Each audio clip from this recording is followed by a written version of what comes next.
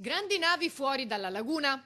Assolutamente no, fuori dalla laguna vuol dire non avere più la crocieristica. Portiamo fuori le grandi navi da sopra le 40.000 tonnellate fuori dal canale della Giudecca, dal bacino San Marco. È chiara la posizione del presidente Zaia, che torna ad affrontare il tema delle grandi navi in laguna durante una cerimonia di inaugurazione a Chioggia. Perché qualcuno fa una piccola confusione, pensa che la laguna si fermi a bordo di San Marco. No, la laguna è fino alle bocche di porto, giusto? La capitaneria mi conferma. Quindi noi non siamo per fuori le navi dalla laguna, siamo per dentro le navi in laguna. Quando sono grandi, sopra le 40.000 tonnellate, il decreto si chiama Clini Passera. Siamo nel novembre 2011, 12 novembre, Monti diventa Presidente del Consiglio, nomina come ministri Clini e Passera.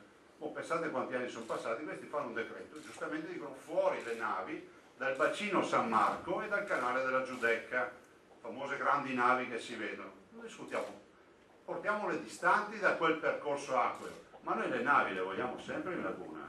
Concetto ampiamente condiviso dal presidente dell'autorità portuale veneziana Pino Musolino. Non potrebbe essere altrimenti. Anche in questo caso noi dobbiamo sempre ricordarci che stiamo parlando di posti di lavoro, che stiamo parlando di economie che vanno a vantaggio del territorio, che vanno a vantaggio dei veneti. E chiaramente chi ha portato all'attenzione il cosiddetto problema delle grandi navi ne vede solo un pezzo e un passaggio. Io sono assolutamente convinto che un territorio come quello di Venezia, un territorio come quello del Veneto abbiano la necessità, il bisogno di mantenere chiaramente la sostenibilità piena, ma anche la piena e buona occupazione che viene data dal mantenimento e dallo sviluppo di industrie importanti, di cui la crocieristica è un ottimo esempio. Quindi assolutamente lo sforzo collettivo da parte di tutte le istituzioni e gli enti è quello di risolvere una volta per tutte la questione, mantenendo chiaramente un'attenzione alla preservazione della città di Venezia, che è un gioiello unico al mondo, ma al tempo stesso mantenendo anche l'attenzione massima agli abitanti della città di Venezia, che devono avere anche, e della provincia dell'Area Vasta, che devono anche avere la possibilità di avere della buona e sana occupazione.